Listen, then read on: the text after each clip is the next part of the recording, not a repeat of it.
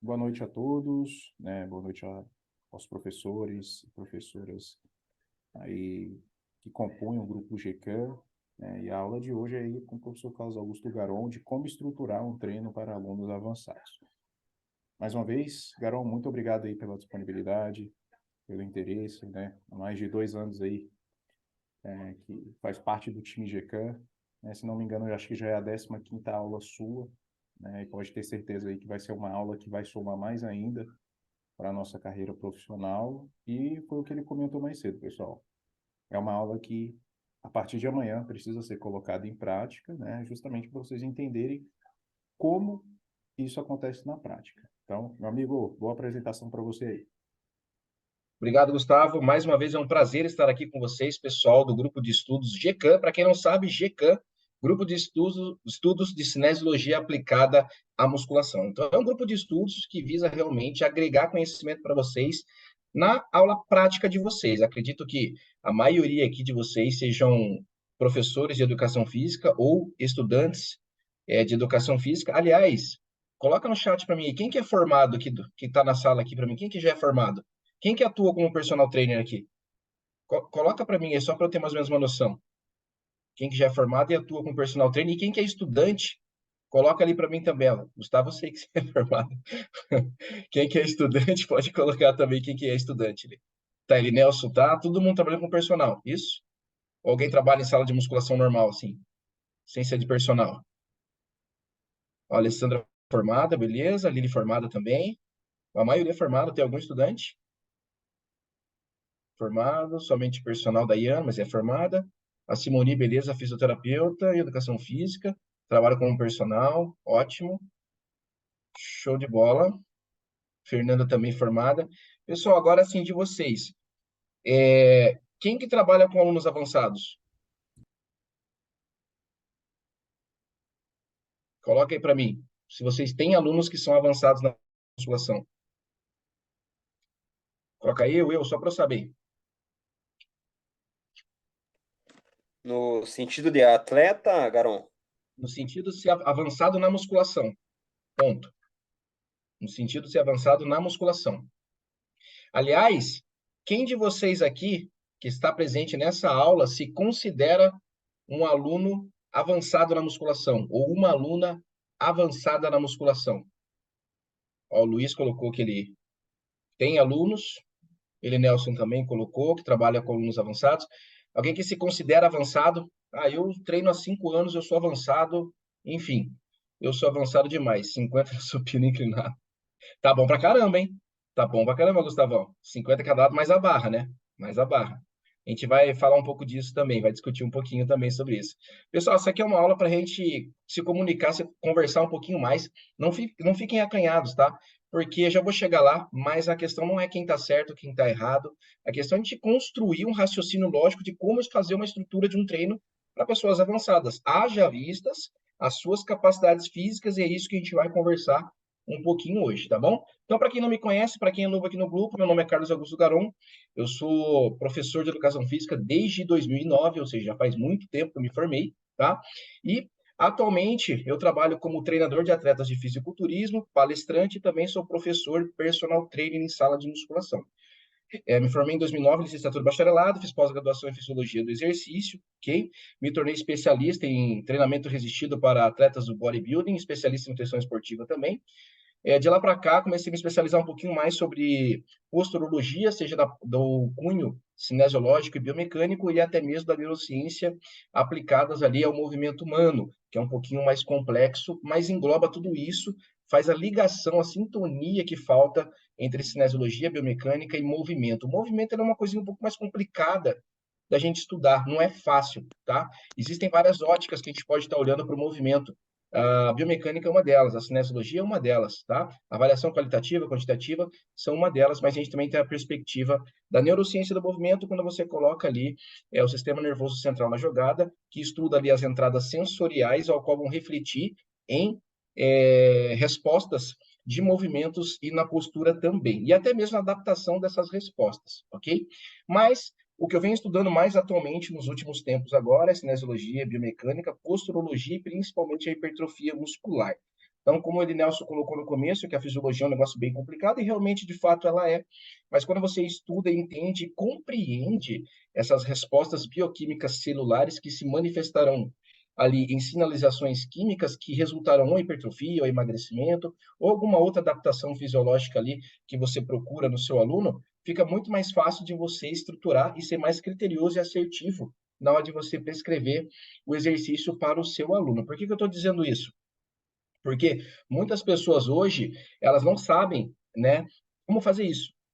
O negócio com um pouquinho uma salada de fruta, enfim, coloca o que ele acha que funciona, enfim, mas não tem um critério para isso, tá? Então, o que a gente vai discutir hoje aqui na nossa aula? Eu separei em 4 pontos para a gente, tá? Primeiro deles, como classificar se um praticante de musculação ele é avançado? Já pararam para pensar sobre isso? Né? Segundo, nós precisamos definir o status de treino do aluno, porque se a gente não definir o status de treino do meu aluno, como que eu vou dizer se ele está num estágio inicial, se ele é intermediário ou se ele é avançado? Não tem como eu ter essas informações, tá? Eu preciso dessa definição. E o terceiro é o passo a passo para a gente definir o status de força.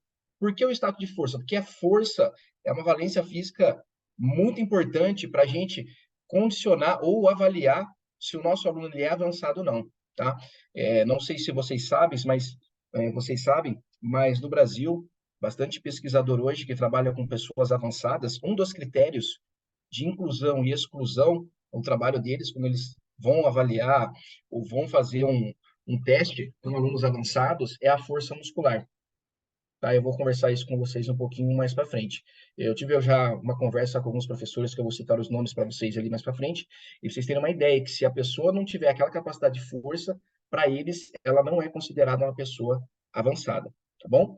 E por último, a gente vai discutir algumas, óbvio, né? Algumas das estratégias para utilizar no início, no meio e no final da sessão, ok?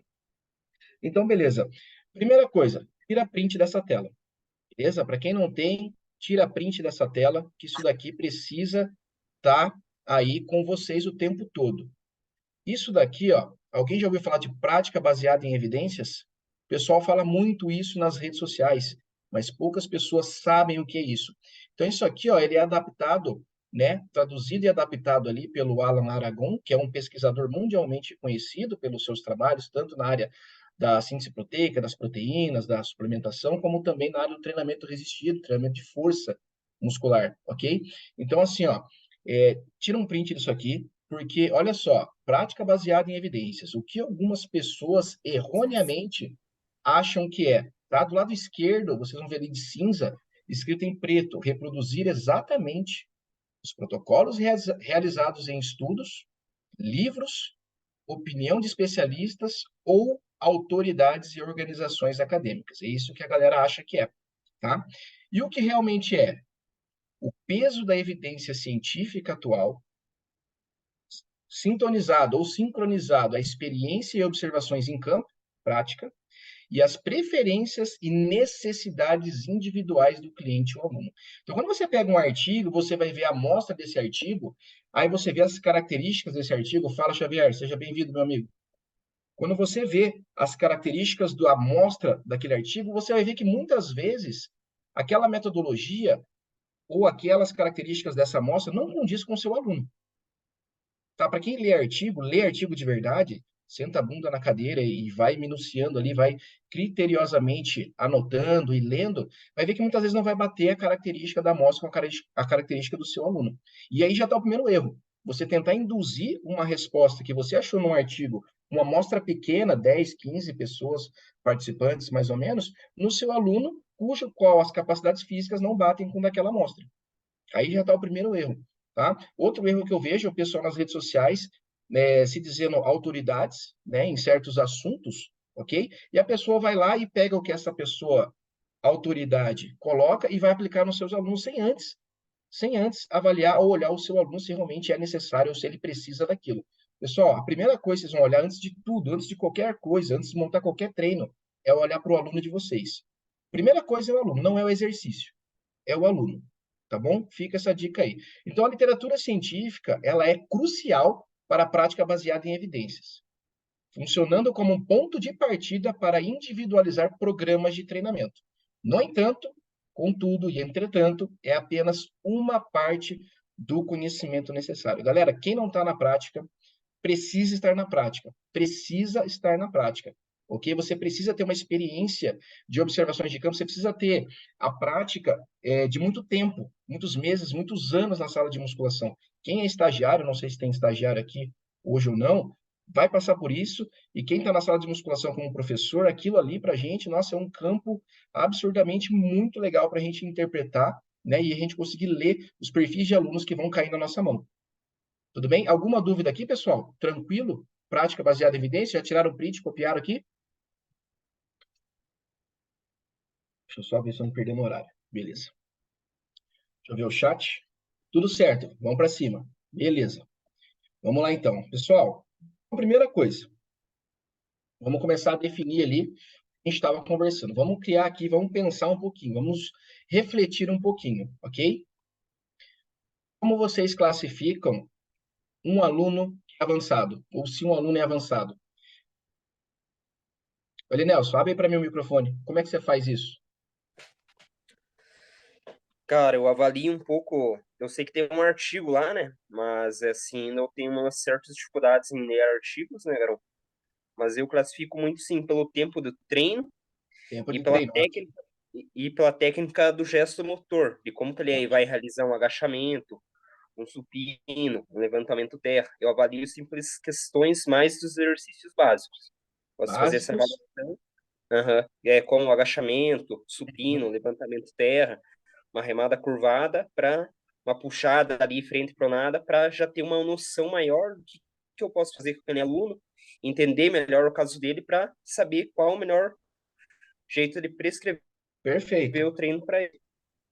Perfeito. Só uma dúvida, Nelson. Esses exercícios básicos você passa de forma livre ou em máquinas? Livres. Ótimo. Beleza. O Xavier comentou, não pode que, deixa eu ver aqui. Não pode esquecer a relação da força. Perfeito, Xavier. E galera, quando a gente vai ler, obrigado, Nelson. Pessoal, quando a gente vai ler, né, o artigos ou a literatura que fala para gente sobre alunos avançados, basicamente eles usam um tempo de treino. Ah, o aluno com experiências de 2 anos de treino. Ah, o aluno com 5 anos de experiência de treino. Pessoal, isso para mim não quer dizer nada. Para quem está na prática, quem trabalha aqui na linha de frente, sabe que isso realmente, para nós, não quer dizer nada. Eu já quantas vezes já cansei de pegar pessoas que chegam, treina há 10 anos. Beleza, agacha para mim lá, deixa eu ver como é que você agacha. A técnica tá uma bosta, desculpa a palavra, mas está muito ruim, ok? Vamos lá, vamos ver no supino quanto de força você tem. Vamos ver ali quanto que você consegue levantar de peso no supino. Pô, o cara não consegue levantar o próprio peso corporal, tá? E isso que treina 5 anos, 10 anos, ou algo nesse sentido. É claro que a força é uma das primeiras adaptações, das adaptações neurais que nós temos num programa de treinamento, mas conforme você vai treinando, vai passando, essa progressão, ela precisa acontecer, e para um cara ser forte, ele precisa, né, treinar força especificamente. E existem momentos para isso, mas o tempo de treino não é o suficiente para me gerar essa resposta que eu quero, se esse meu aluno é avançado ou não. Beleza? Então, cuidado quando vocês forem para a literatura, seja livros, tá? Seja alguns artigos, e a pessoa classificar apenas por 2 anos de treino, 5 anos de treino, enfim. Isso às vezes não quer dizer muita coisa, tá bom? Que o Gustavo colocou aqui no chat? Daqueles dois. Eu vejo que a consistência é a chave. Isso, perfeito. A gente vai chegar lá, Gustavo. A gente vai discutir alguns pontos aqui, pessoal. Bom, pessoal, primeira coisa, segunda coisa agora. Deixa eu ver aqui. Gustavo, você quer falar aí? Como é que tá a tua. Você está treinando para hipertrofia muscular e baixar o percentual de gordura, pelo que eu estou vendo. Como é que tá a tua divisão de treino hoje na musculação? Segunda-feira faço peito, na terça eu faço core. Como é que tá? Cara, a princípio, tá a divisão clássica, né? Tipo, Aham. peito e AC? tríceps, né? Agora você me pegou. Deixa eu só acessar aqui rapidinho. Mas, por exemplo, membros inferiores, né? Não tem nenhum exercício para membros superiores, né? Aham. Deixa eu só abrir aqui rapidinho, tá carregando. Por exemplo, ó, treino, peito e ombro, costas, Sim. bíceps, ombro, tríceps e costas e deltoide posterior e inferior. Então, hoje eu tenho 6 modelos de, aliás, 5 Cinco modelos de treinos. treino. 5 treinos. Isso. Perfeito. Tá, obrigado. Elenelson, como é que tá a sua divisão de treino? Cara, tá dorsal e ombro, que eu tenho um pouquinho de deficiência no ombro. Na, Segunda-feira. isso, segunda-feira. Na terça, quadríceps e uma ênfase ali em posterior. Na quarta é peito e ombro. Na quinta é posterior. Na sexta, bíceps e tríceps. Ótimo. Perfeito. Agora eu queria uma mulher, aliás, duas mulheres para falar para mim como que tá a divisão do treino de vocês. O que vocês treinam na segunda, na terça, na quarta, quinta e sexta, ou descansa tal dia? Quem que quer falar? Pode abrir o microfone, se identificar com o nome e falar como que tá o treino. Só isso que eu quero. Alguma? Boa noite, meu nome é Boa Ana noite. Paula. Eu entrei no grupo recentemente, na verdade, entrei essa semana, então estou aprendendo bastante já. E minha divisão de treino atualmente é posterior na Posterior. segunda, posterior e glúteo na segunda.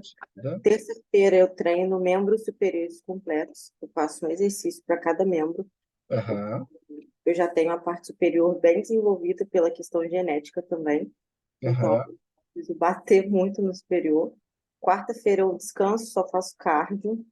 Ótimo. Quinta-feira eu faço perna completo. Sexta eu treino mais uma vez superior completo. E no sábado eu volto a repetir o treino de segunda, que é glúteo posterior. Perfeito. E professora, você é atleta ou não?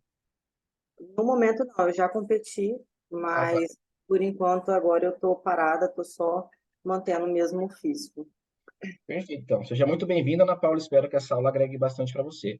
Mais uma mulher para a gente fechar essa parte, gente. Mais uma mulher, que eu quero ver mais uma divisão feminina. Como que está o treino feminino? No caso da Boa Ana noite. Paula. Opa, boa noite. Meu nome é Flávia. Boa É, noite, Flávia. eu, no momento, meu treino é na segunda, quadríceps, Quadríceps, opa, mudou. com estímulo no glúteo. Na Perfeito. terça, na terça, ombro, costa. Ombro e costas. Na quarta, glúteo. Último quarta, Na, perfeito. na quinta, é, ombro novamente. Aham. E bíceps e tríceps. Na terça, tem peito também. Ah, então beleza. E, e sexta, posterior, com estímulo de quadríceps. Perfeito. Obrigado, Flávia. Pessoal, agradeço a participação de todos. É isso que eu quero, tá? Que vocês participem da aula para ficar um pouco mais dinâmico, ok? Então, pessoal, olha o que eu coloquei para vocês. Gustavo falou o modelo de treino dele, beleza? O Eli Nelson falou dele, tá? As meninas falaram as delas. Algum treino que eles falaram aqui era igual? Nenhum. Nem a divisão que eles colocaram, né? Nem o fracionamento de como eles colocaram. Por isso, algum desses treinos estão errados? De forma alguma, tá? Então, pessoal, olha o que eu coloquei. Os treinos, eles são diferentes, mas não existe um modelo melhor do que o outro. Se você pega, por exemplo, vamos falar de alunos muito avançados, como atletas, atleta de tal vai ter uma divisão de treino. Hoje eu dou aula para a melhor atleta wellness do mundo, que é a Franciele Matos, tá? Então, a divisão de treino dela é um. Volume de treino e intensidade é um. Quando eu trabalho com outra pessoa avançada, que seja uma wellness também da mesma categoria, não necessariamente. Eu tenho uma atleta wellness pro no México, que eu prescrevo o treino dela, basicamente, são 4 treinos de perna e não treina braço. Não treina superior. E é uma atleta pro, nível pro, da NPC, da mesma categoria da Fran. Mas ela não treina braço. A Franciele treina braço. Essa outra guria não treina braço. Especificidade. Não significa que a Franciele seja superior, treine melhor do que essa outra aluna. Não necessariamente. Ok? Então, esse ponto eu quero deixar muito claro para vocês, e alguns exemplos que eu vou trazer para vocês aqui, é só uma coisa minha, tá? Mas são exemplos tranquilos, clássicos, tá bom? Show de bola. Vamos para frente, então. Vamos começar agora a gente classificar, como eu coloquei no conteúdo programático para vocês. A gente vai começar pelo status de treino, beleza? Deixa eu só tirar isso aqui da frente para aparecer melhor. Vai. Então, vamos lá. Como é que a gente classifica, então? Primeiro passo, o status de treino do nosso aluno. Vocês já falaram o primeiro passo, tempo de treino. Mas vocês concordam comigo que o tempo de treino é muito raso? O cara chega para você, eu treino há 2 anos. Mas, porra, o cara ficou 2 meses de férias no final do ano, ficou 1 mês de férias no meio do ano, a média de frequência de aula prática de musculação era 2 vezes a semana, então fica aquele negócio meio complicado, né? Então, o que a gente coloca? Tempo de treino, beleza, mas o tempo de treino atual e ininterrupto. Ele não sai de férias, que ele está lá treinando direto, seja 2, 3, 4, 5, 6 vezes na semana, ou até mesmo 7 vezes na semana. Então, o primeiro passo, a gente identificar o tempo de treino que esse indivíduo tem, 10 anos. Beleza, tem que treinar 10 anos. Mas quanto tempo atual agora de treino que você está treinando sem parar? Faz 1 ano. Show de bola. Essas 2 informações já vão ser necessárias ali para eu ter mais ou menos um entendimento do nível que o meu aluno se encontra. Depois, a gente vai para onde? Ele, Nelson, já colocou para a gente. Técnica de exercício. Pessoal, a técnica de exercício também é uma variável ali muito importante, uma avaliação muito importante para a gente fazer com os nossos alunos. E essa técnica de exercício, quando vocês forem avaliar, deve ser feitas em exercícios livres, multiarticulares, ok? Exercícios desafiadores. Não pode ser feito em máquina e nem em exercício isolado. Pelo amor de Deus, nós queremos ver como está a sincronia e a sintonia entre as musculaturas para gerar aquele movimento daquele específico exercício. Se a técnica dele vai estar boa ou não. Por que a técnica de exercício ela precisa ser uma das variáveis do status de treino? Vocês concordam comigo que todo esporte existe uma técnica? No judô tem técnica para derrubar, no futebol tem técnica para chutar, e dependendo como você chuta a bola, você consegue colocar um efeito melhor do que outro efeito. Enfim, a natação também tem sua técnica, todos os outros esportes eles precisam de uma técnica adequada. Por que na musculação não precisaria? Agora, a mesma técnica que eu apresento tem que ser igual à mesma técnica, por exemplo, da Flávia? Não necessariamente. E aí seria uma discussão para a gente conversar em um outro momento, tá? Em uma outra aula, porque demandaria muito tempo para a gente. Beleza. Próximo passo. Experiência de treino. Tá? Esse cara é experiente no treino mesmo? O que é experiência de treino? Quanto mais constante ele for no treino, mais experiência ele tem, mais familiaridade ele tem com os exercícios, tá? E maior também vai ser o seu, que a gente chama de engrama motor, a quantidade de movimentos que o cérebro dele reconhece, ou que conhece, beleza? Então, quando esse cara se torna muito experiente, ele vai ter passado por todos os exercícios da musculação praticamente, né? Tanto os básicos quanto nas máquinas, os complementares, os isolados, com vários tipos de resistência. Isso faz com que esse indivíduo ele vá se tornando, no longo prazo, experiente, tá bom? E por último, e não menos importante, Xavier colocou para vocês aí, tá? O nível de força... Pessoal, tira print dessa tela também, tá? Tira print disso aqui, anotem isso daqui. Isso daqui vai ser crucial também para vocês começarem a fazer aí a estrutura do treino do seu aluno, a classificar esse aluno se ele é avançado ou não. Então, nível de força. Eu poderia pegar cada um desses itens aqui e destrinchar para vocês em uma aula. Mas eu vou focar, é muita coisa para a gente falar, então eu vou focar mais em homens e também no nível de força, tá bom? Vai ficar um pouquinho mais direto, ok? Beleza. Tá. Alguma dúvida aqui, pessoal? Alguém quer perguntar alguma coisa aqui? Deixa eu ver aqui no chat. Não, beleza. Então, se alguém quiser, me interrompe aqui, por favor, tá? Fiquem à vontade para falar qualquer coisa, vocês estão em casa. Beleza? Show. Vamos para frente. Deixa eu só tirar isso aqui da frente de novo. Beleza. Vamos para frente.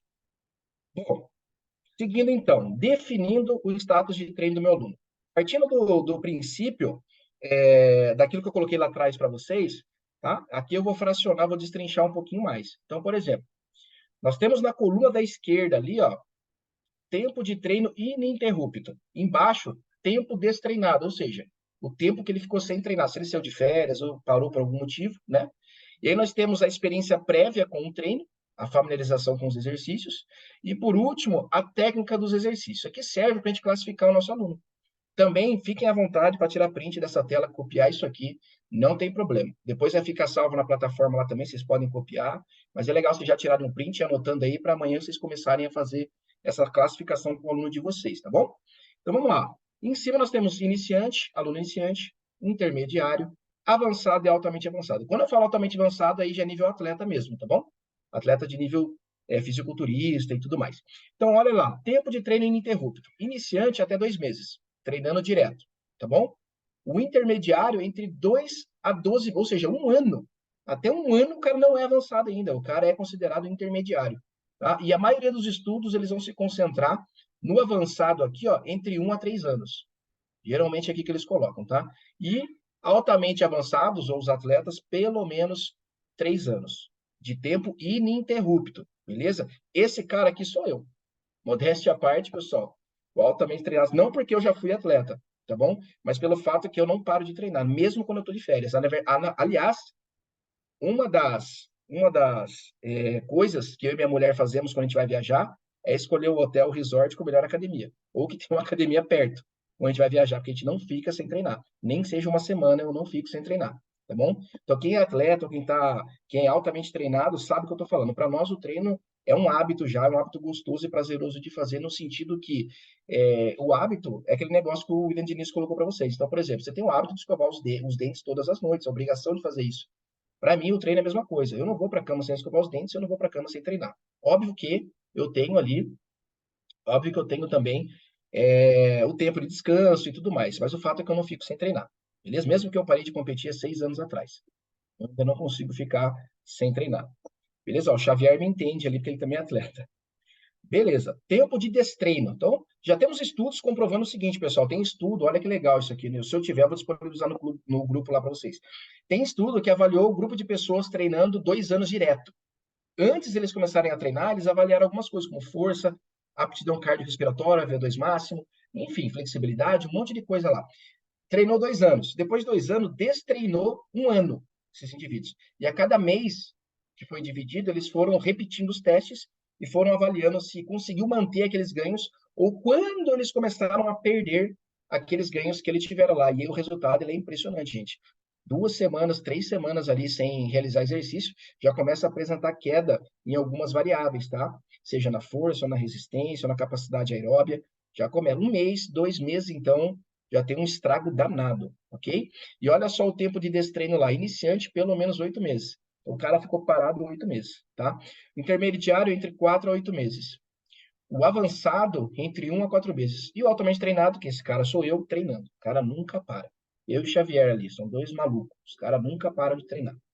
Experiência prévia com treino, ao iniciante, a mesma coisa que o tempo de treino interrupto, até 2 meses. O intermediário, de 2 a 12 meses, até 1 ano. O avançado, de 1 a 3 anos. E o altamente avançado, pelo menos 3 anos. No mínimo, né? E a técnica do exercício, a gente pode classificar sendo baixa, moderada, boa e excelente. E aqui vai muito da visão e do conhecimento do profissional que for avaliar o movimento. Beleza? Você vai ver o cara agachando com a barra livre nas costas lá, o cara agacha tudo torto, faz valgo dinâmico, drop pélvico, deslocamento da pelve, enfim, prono pé, o ombro cai, a barra entorta. Aí você fala, pô, a técnica desse cara aqui tá baixa.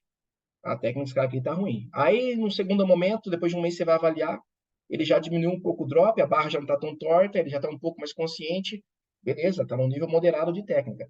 Aí ele já acertou o seu alinhamento mecânico, a pelve já não movimenta tanto, opa, já tá boa. E de repente, a hora que você vai ver, ele já tá excelente, preservando as curvaturas fisiológicas anatômicas da coluna, não tem valgo dinâmico, consegue manter o alinhamento mecânico coxa sobre tíbia, tíbia sobre os pés, de uma maneira eficiente, ao qual a força ela consegue dissipar por músculo, articulação, tendão, ligamento, e daí vai. Tá? E aí o cara se torna excelente. Quando ele se torna excelente, ou quando ele já está bom na técnica, é a hora da gente fazer o quê? Aumentar o peso. Beleza? A gente vai subir um passo lá, vamos colocar um pouquinho mais de peso. Se a técnica não estiver boa nem excelente, se estiver moderada, esquece o peso. Se estiver baixa, então esquece. Só exercícios ali para ele aprender, tá bom? Alguma dúvida aqui nessa classificação, pessoal? Tranquilo. Posso ir para frente?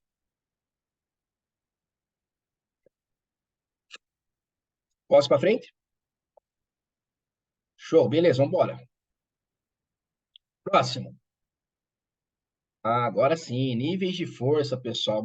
Aqui eu quero ver todo mundo tirando print de novo. Tira print desse negócio aqui, porque é bem legal, tá? Olha só. Aqui é uma classificação que eu vou apresentar para vocês por pontos. Olha que legal. Bem fácil também da gente estar manuseando, tá? Bom, temos o iniciante, temos o intermediário, temos o avançado e temos o altamente avançado, que seria, no caso ali, os atletas, beleza? Então, olha lá. Iniciante, tá? Eu coloquei alguns exercícios aqui. Nós temos o que eu gosto de estar utilizando, tá? Que é o supino, beleza? A barra fixa, o próprio peso corporal. Até por isso a barra fixa tem nos TAFs, né? Nos testes de aptidão física e dos concursos públicos, né? O agachamento livre, ok? E o levantamento terra também com a barra reta normal. São os 4 exercícios que geralmente eu utilizo para avaliar ali o nível de força dos homens. Das mulheres também, tá? As mulheres, só a única coisa que eu mudo é a barra fixa. Aí eu não faço repetição, eu faço por tempo. Beleza? Se ela consegue ficar mais ou menos que 20 segundos sustentando aqui a isometria na barra fixa, tá bom? Mas aqui, isso aqui é o que eu utilizo com o homem. E o legal é que eu faço essa pontuação.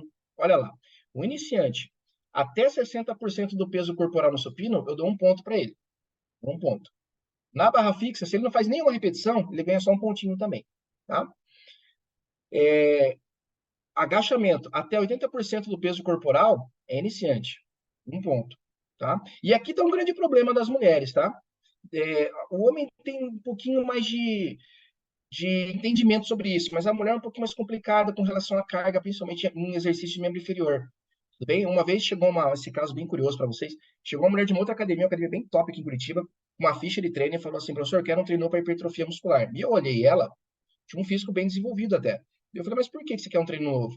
Ah, porque esse treino é muito fraco. Eu falei, tá bom, deixa eu dar uma olhada nesse treino. Nada demais, tudo 4 de 10, exercícios normais. Eu falei, eu posso te acompanhar nesse treino?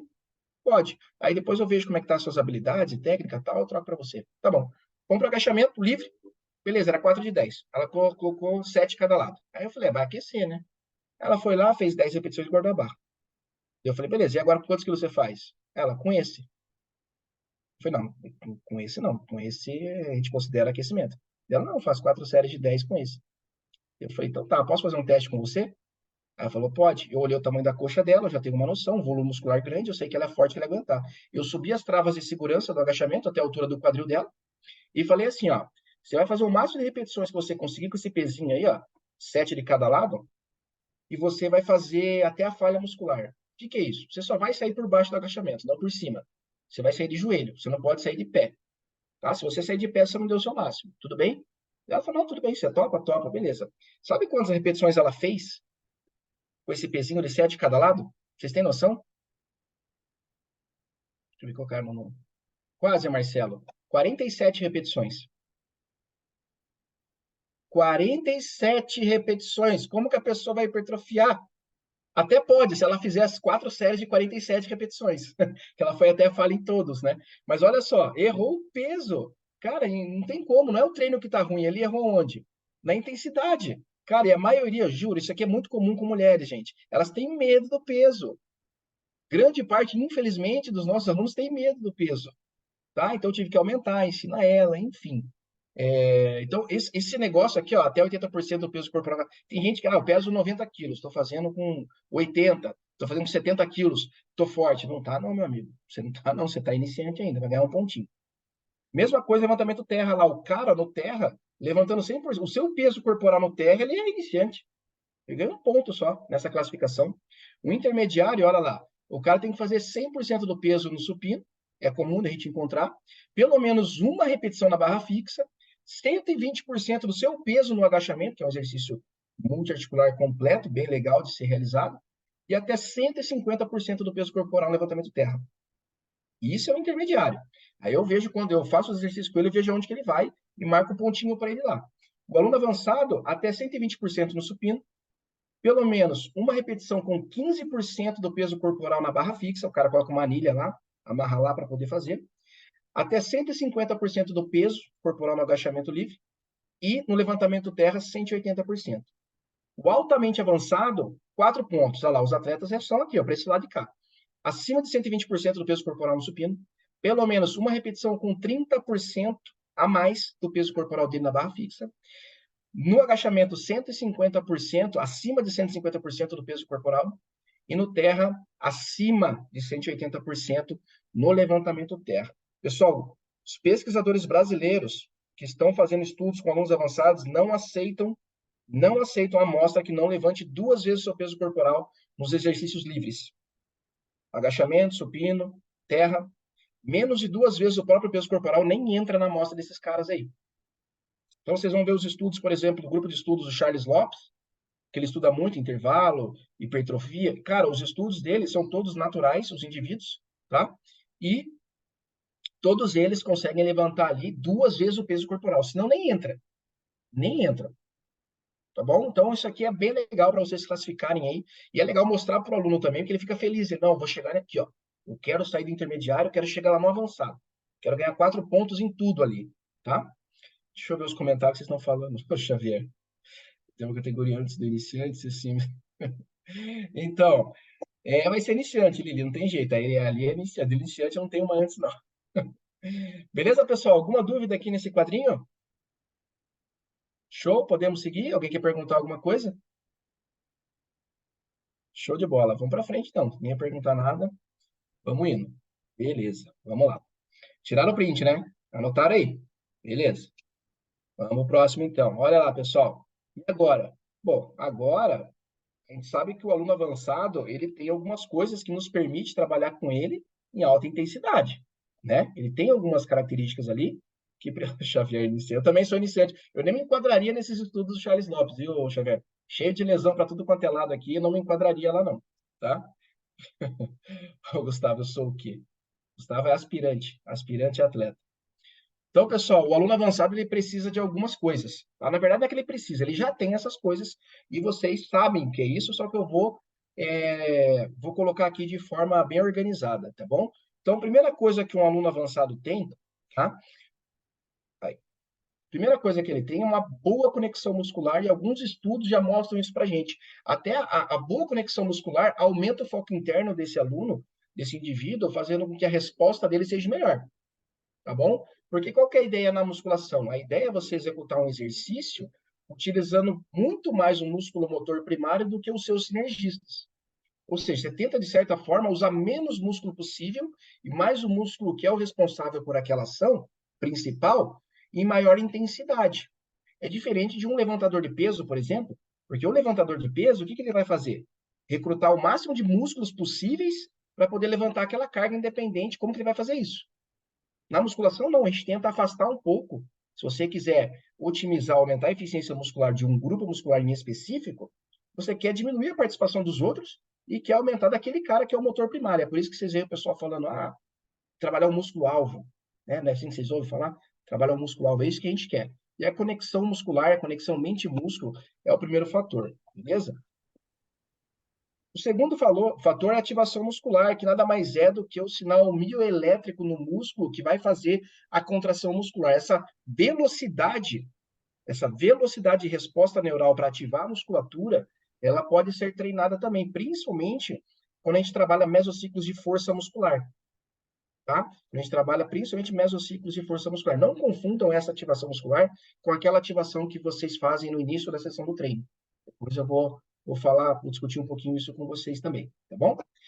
Então, o cara tem conexão muscular, tem ativação muscular, e agora ele vai ter a tensão muscular. O músculo dele, ele precisa suportar uma quantidade boa de tensão, tá? De tensão muscular. E isso vai variar de acordo com as intensidades que a gente for trabalhar com o nosso aluno avançado. Mas ele tem uma resposta de tensão muito boa à intensidade. Vou dar um exemplo para vocês.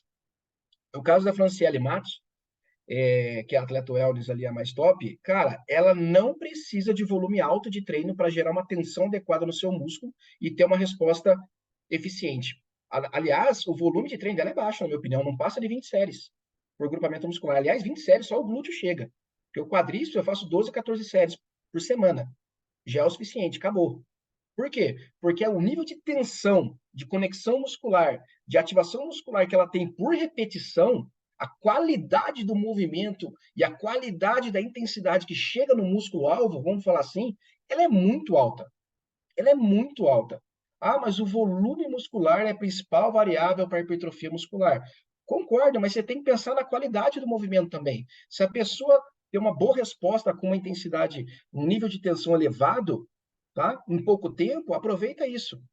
Aproveita isso. Beleza? Show. Depois, controle motor. Pô, não adianta. Você vai trabalhar com peso, sobrecarga, que é a musculação. Se você não tiver controle motor, habilidade motor em conduzir aquele peso, tá? Vai parecer mais que você está perdendo a noção, a contração muscular. Beleza? O controle motor, ele se refere a você fazer o exercício numa cadência, numa velocidade de execução que você domina, fase concêntrica e fase excêntrica.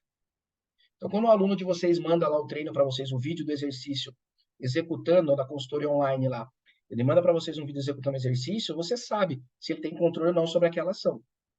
Sabe ou não sabe? Claro que sabe. Você tem noção. E uma dessas variáveis que a gente pode estar utilizando para ter a avaliação desse controle é o ritmo, é a cadência. Tá bom? Se ele fizer controladinho, está dominando bem o movimento, dominando bem a carga. Se ele fizer descontrolado, aí você sabe que você precisa voltar uma casinha para trás. Beleza? E, por último, que nem eu falei no slide anterior, quando está tudo bom, tudo em ordem, que o aluno avançado ele tem tudo isso, tá? De trabalhar com carga elevada. Não tem jeito. A não ser que seja um cara igual eu, fudido, cheio de lesão para tudo quanto é lado, que tive que eu aprendi na prática. Depois, na verdade, eu me lesionei primeiro, né, para depois estudar. Burro. Enfim. E aí, hoje eu não consigo, dependendo do músculo, trabalhar com cargas muito altas. Tá? Eu tenho uma lesão no ombro esquerdo, manguito, lado esquerdo aqui, do meu ombro, tenho lesão nos 2 joelhos, lombalgia crônica, enfim. Tenho alguns resquícios de treinos mal feitos aí durante muitos anos e hoje eu carrego isso comigo. Um dos motivos eu ter ido estudar atrás foi para entender essas lesões que eu tive, tá bom? Espero que não tenha mais nenhum, só ali já tá bom. Pessoal, alguma dúvida aqui? Tiraram o print já? Posso seguir para frente? Concordam comigo? Ou não concordam? Quiserem discordar, também tá tudo certo, tá? Não tem problema nenhum, não. Beleza? Vamos para cima. Beleza. Então, a gente vai começar agora para o último tópico nosso. Qual que era o último tópico nosso? A gente vai fracionar agora a nossa estrutura de treino. O início, meio e fim. Vou colocar alguns exemplos só para vocês. Tá? Isso aqui não é regra também, de forma alguma, vocês precisam seguir isso aqui. Mas, quando a gente vai lá para o início da sessão, nós estamos pensando em quê? Exercícios preparatórios, o warm-up, o aquecimento. E aí vocês podem estar utilizando diversos exercícios, desde manobras de automassagem, como, por exemplo, esses vídeos que eu estou fazendo aqui, ó, a manobra de automassagem com um rolinho de EVA, né, um rolinho de espuma, ok? Estou liberando aqui redondo maior, glande dorsal ali, estou liberando os membros inferiores do outro lado.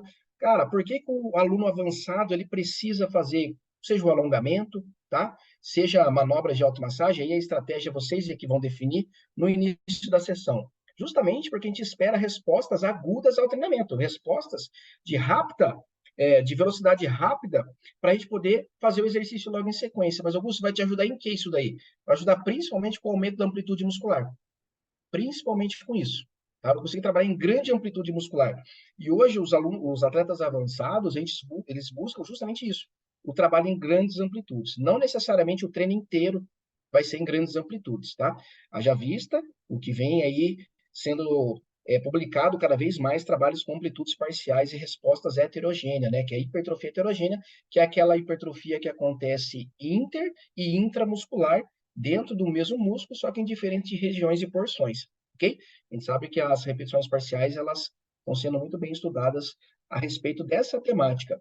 E aí nós temos outros exercícios, por exemplo, ali foi exercício de liberação, e aqui nós temos outros exercícios preparatórios que poderiam ser exercícios classificados como de ativação?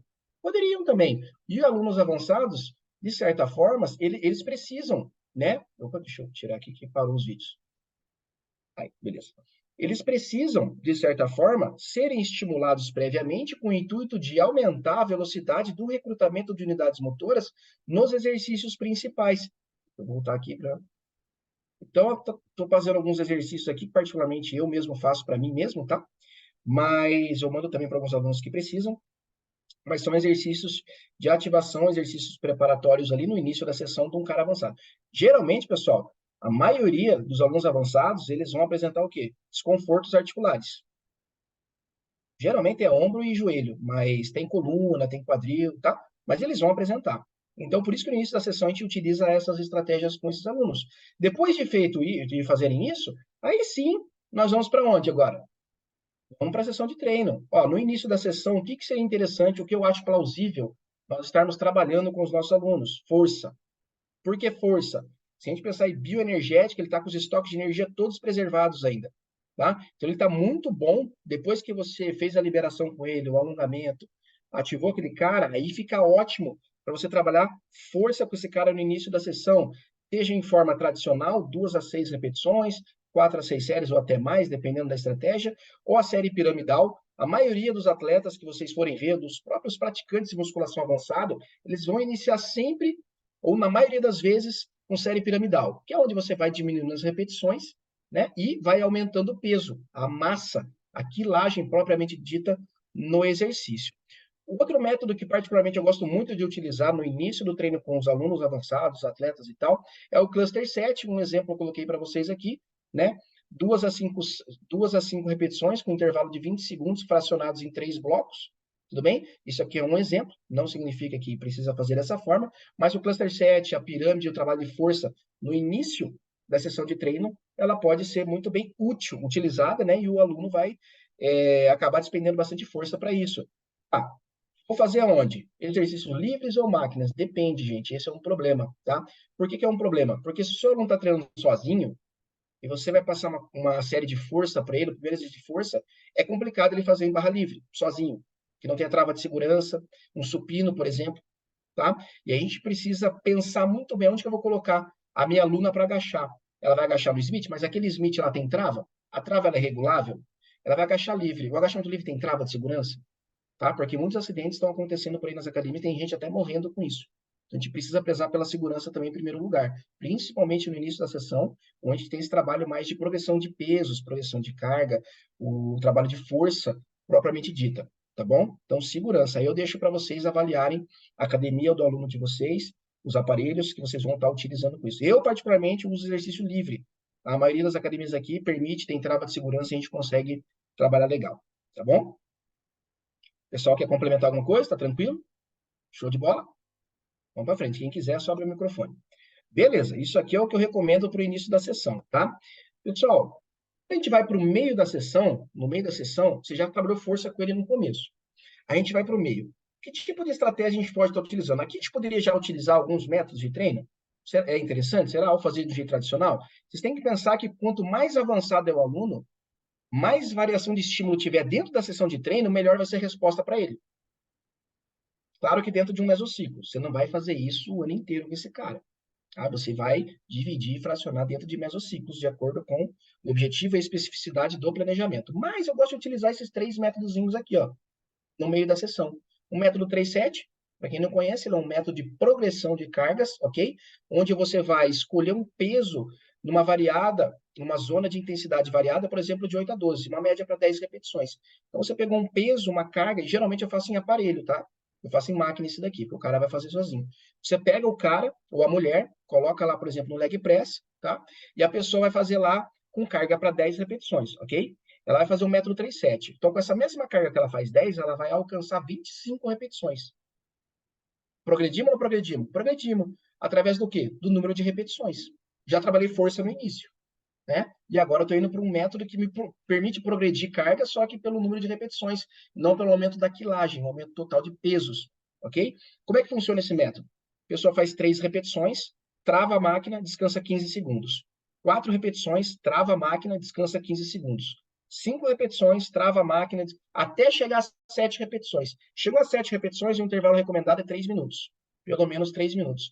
Eu faço quantas séries? 2. Por que 2? Porque são 25 repetições por série.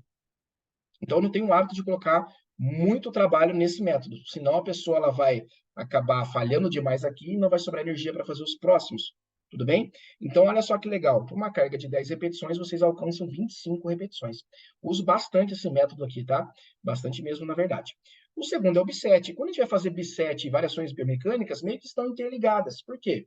Pessoal, o que a gente estuda? O que está dando certo? O que a gente pode comprovar cientificamente que dá certo para hipertrofia muscular quando a gente fala de hipertrofia não homogênea?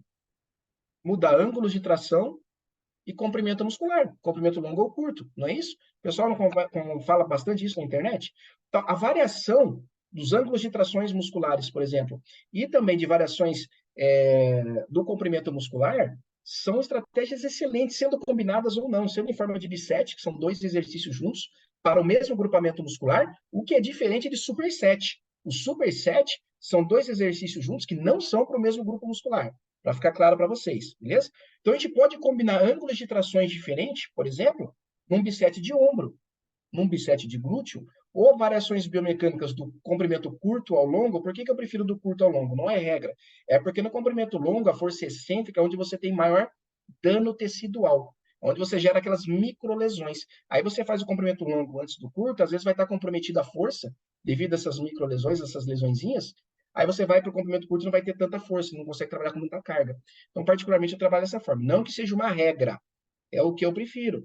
Então, por exemplo, se eu tenho um músculo deltoide, eu sei que esse músculo deltoide ele é dividido em 7 fascículos, ele é composto por 7 fascículos e é dividido em 3 porções. E a depender de como eu posiciono o meu ombro, rotação interna, externa, posição neutra, eu vou dar uma intensidade, uma ênfase maior em diferentes feixes desse músculo. A mesma coisa serve para o glúteo. Eu posso combinar isso num bisete? Posso. Posso, por exemplo, fazer um bisetezinho de cadeira abdutora 90 graus com agachamento sumô, estimulando o glúteo máximo nas suas fibras caudais e superiores? Posso. É uma variação biomecânica? É. É um bisete? É. É legal colocar no meio do treino? É. Tudo bem? Tranquilos? Show de bola. Então, nesse meio da sessão, o meio principal, não necessariamente vocês precisam fazer isso que eu estou falando, tá? Mas, de certa forma, vale a reflexão para vocês começarem a criar estratégias para esses indivíduos avançados. Porque, assim, ó, ficar no básico, no tradicional, por um tempo, show de bola, mas você não vai ficar o ano inteiro nisso. Não dá, vai mexer aonde? Ah, vou mexer no peso. Ah, eu vou mexer, os exercícios você não troca, é sempre os mesmos, né? É só os básicos. Vou mexer no peso. Ah, vou mexer no intervalo. Ah, vou mexer no ritmo. Vai chegar uma hora, cara, que na sessão de treino você tem que mexer em tudo. Você tem que mexer em tudo, você tem que detonar aquele cara. Porque daí você vai finalizar essa sessão de treino como? Aqui, ó. Estratégias para o treino. É reta final do treino. Falha muscular. Você só pode falhar no final. Não pode falhar no meio e não pode falhar no início. Então você vai comprometer a intensidade do seu treinamento. E é muito legal, eu procuro sempre trabalhar com atletas ou pessoas avançadas, a falha muscular no final, que é até legal eles vivenciarem isso. Já viram o pessoal que nunca falhou? É legal, você mostra a segurança para eles, fala, vai até acabar a força aqui, ó, deixa a barra descer na trava. Você vai fazer até que não subir mais. Cara, é bem legal e isso me gera umas respostas, algumas adaptações fisiológicas interessantes. E eu trouxe aqui uma figura de um livro para vocês que eu acho bem legal. Olha lá. Estresse metabólico, começando da esquerda para a direita. Começando da esquerda, nós temos um aumento do recrutamento de unidades motoras, quando vocês trabalham até a falha, um número alto de repetições, não um número baixo de repetições. Até porque, se você vai até a falha muscular com um número baixo de repetições, a predominância energética ela é diferente quando você trabalha com número alto de repetições até a falha muscular. E dessa forma, as vias moleculares da hipertrofia que vão ser sinalizadas dentro da célula, elas são diferentes também. Isso vai me gerar algumas adaptações fisiológicas diferentes, ok? Então, nós temos ali, ó, o aumento do recrutamento de unidades motoras, em segundo, o aumento, né, elevação hormonal sistêmica. Nós temos aqui também a produção, o aumento da produção de miocina local. Miocina é o hormônio que o músculo libera através da musculação, através da contração muscular. Nós temos um aumento na produção das espécies reativas de oxigênio, o ROS, e nós temos o cellular swelling. O que é isso? Pump. É o pump muscular. O pump muscular, eu geralmente finalizo os exercícios na sessão de treinamento avançado em isolados. Dificilmente eu finalizo em exercícios multiarticulares, eu finalizo mais nos isolados, tá? E buscando justamente todas essas adaptações que eu estou mostrando para vocês aqui. E isso pode repercutir de diferente forma dentro da célula muscular do meu aluno, tá? Dependendo da predominância energética que eu quero induzir, nesse caso o glicolítico, né, a glicose como principal fonte de energia, que vai me gerar algumas adaptações diferentes do início do meu treinamento, onde eu trabalhei força, o que vai me gerar uma resposta diferente do que eu trabalhei no meio do exercício, que foram estratégias ali, métodos e algumas estratégias. Opa! Ah, não, beleza. Pessoal, alguma dúvida? Porque por aqui eu encerro a minha aula com vocês, tá? Já são, ó, 5 para as 9, foi totalmente calculado os minutos que eu fiquei com vocês falando aqui, para terminar até as 9, tá? Calculei certinho. E eu fico agora à disposição para algumas dúvidas que vocês possam vir a ter, o feedback de vocês, se vocês gostaram da aula, foi produtivo, vocês vão conseguir, agregou para vocês vão conseguir aplicar isso a partir de amanhã na sala de musculação de vocês. E, galera, para quem não me segue nas redes sociais, tá? Digita lá Carlos Augusto Garon, tudo junto. Eu posto bastante conteúdo, bastante informações práticas práticas para vocês aplicarem mesmo com o aluno de vocês, se o aluno de vocês se identificarem com aquilo que eu coloco, claro, nas minhas redes sociais. Eu direciono geralmente mais para pessoas avançadas, mas eu trabalho com muitos alunos que não são avançados, ok? Que são alunos ali intermediários, e é legal também, porque é uma experiência muito bacana, tá bom? Alguém quer perguntar alguma coisa, pessoal? Obrigado pelo feedback, hein, pessoal? Depois vocês podem encher o saco do Gustavo Botelho lá e falar, Gustavão, o Augusto é foda, ele é fera. Só para dar uma moralzinha aí. Brincadeira. Garão, o Nelson Fala, aqui. Nelson. Você comentou lá num slide lá anterior, né, que você postou ali, né, que a questão da conexão muscular, tensão e tem as outras coisinhas lá, né, lá Aham, atrás. Até aqui tem um atleta ali na academia, né, o Lucas, né, o Mensizik, aham. e ele tem bem fraco de dorsal. E o cara Lucas, o que é já, o nome dele? Lucas, o quê? Lucas Puskiewicz, alguma coisa assim. Ah, não é isso que eu tô pensando. Beleza. Mas ele ficou ficou no segundo lugar aí pro atleta de vocês aqui no campeonato aqui em Guarapuava, o de Ah, tá. vocês que levou o geral. O Léo, Ele né? ficou Meu em irmão segundo. que é o treinador dele, aham. Aham. Ele perdeu pra esse cara aí que ganhou o overall. E ele, cara, de dorsal ele é bem fraco, Aham. bem fraco. Sim, ele já tem uma experiência de treino já há mais de 10 anos, já usa os hormônios aí já há bem mais tempo, né? E assim, ele fica do meu lado ali de dorsal, para eu ainda que não usei ainda as paradinhas, cara, ele perde feio pra mim. Porque é uma coisa, ele treina há vários anos, mas dorsal ele treinava sem conexão muscular, fazia uma remada ali, colocava muito peso, não fazia correto, fazia só roubando, não tinha um controle motor bom e tipo isso resulta em não ter um dorsal bom para mostrar no palco. Tu sabe qual que é Hoje, o problema? Nelson, o problema está na base. O pessoal não tem base, não treina estabilidade, propriocepção, tá? Eles vão direto para força, para peso, e acham que isso vai acontecer de forma natural, que essa conscientização da conexão muscular vai acontecer de forma natural. Então, aquilo que eu coloquei naquelas estratégias de manobras de automassagem, por exemplo, cara, se o cara fizesse uma manobra de automassagem ali no grande dorsal, no latíssimo do dorso, no redondo maior, liberando o peitoral também com bolinha de lacrosse, por exemplo, você pode ter certeza que o dorsal desse cara ia ser outro. Quando ele fosse fazer puxadas e remadas, a ativação muscular, a intensidade que ia chegar no músculo ia ser muito mais, ia ser muito maior, com uma qualidade muito mais intensa do que provavelmente se ele não fizer. Entendeu? Então eles não têm essa noção. É nosso dever fazer isso com eles, tá? Porque a maioria desses caras, eles vão apresentar o quê? Qual alteração postural que esses marombeiros apresentam? Rotação sempre, interna de ombros. Todos eles é tudo para dentro, assim, ó. Aí você vai ver lá, cara, subescapular do cara, peitoral maior, deltoide anterior, redondo maior, grande dorsal, peitoral, tudo encurtado, cara. Tudo curtado. Então, antes de treinar qualquer coisa de membro superior, eu recomendo. Não só o alongamento, mas as manobras de automassagem antes. E os alongamentos vão gerar respostas no qual o treino vai ser mais eficiente. E o cara vai conseguir desenvolver e expandir muito mais. não, isso é o mínimo que você tem que fazer, porque eu sempre, meus treinos é sempre alongamento. Faço os Hum. alongamentos, faço as séries de warm-up, faço as séries preparatórias, para daí, para as séries de trabalho, para já começar a fazer um trabalho bem feito. Um Você detalhe gosta de trabalhar interessante, Nelson, é você fazer o reforço tátil também, tá? Tocar no aluno. Óbvio, assim? pessoal que trabalha com personal, com avaliação aqui, tá?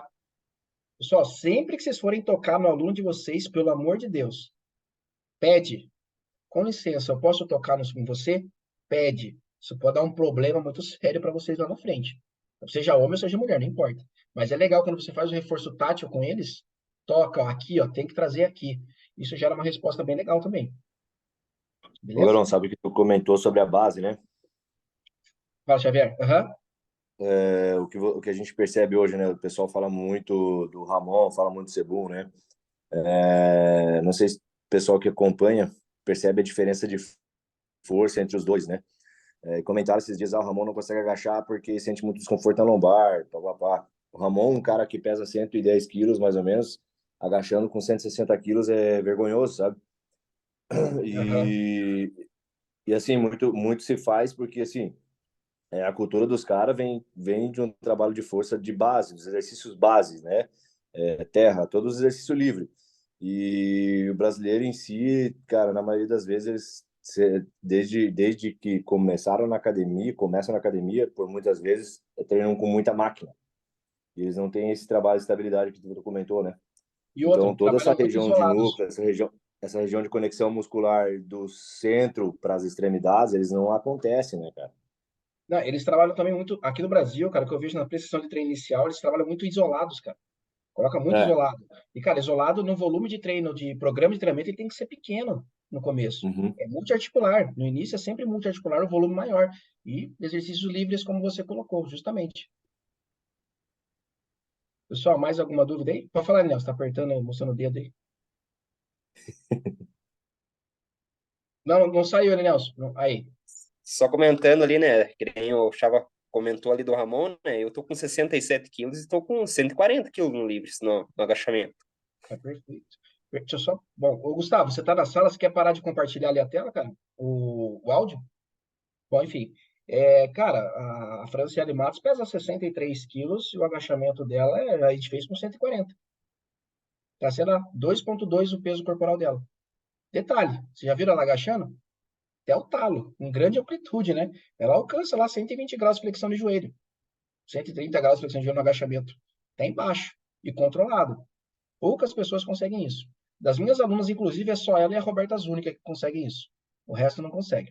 E um Nessa detalhe, né, profundidade, com Verão? essa carga e controle, não. Pelo que eu acompanho lá da preparação física dela, ela também faz pilates, né? Eu recomendei. O que Legal, legal. acontece? Quiseram fechar com ela, o pessoal quer sempre fechar parceria e tal, essas coisas, né? E ela perguntou para mim se iria ser útil ou se iria atrapalhar, né? Iria atrapalhar a preparação dela. Eu falei, de forma alguma, na verdade, vai complementar, porque vai trabalhar coisas específicas que nós não fazemos na musculação.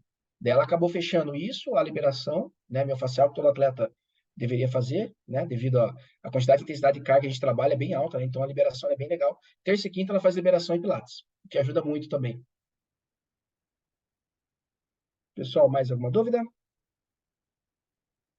Pô, quem postar no Instagram me marca lá, eu reposto vocês lá também. Gustavo, acho que é isso então, Gustavo.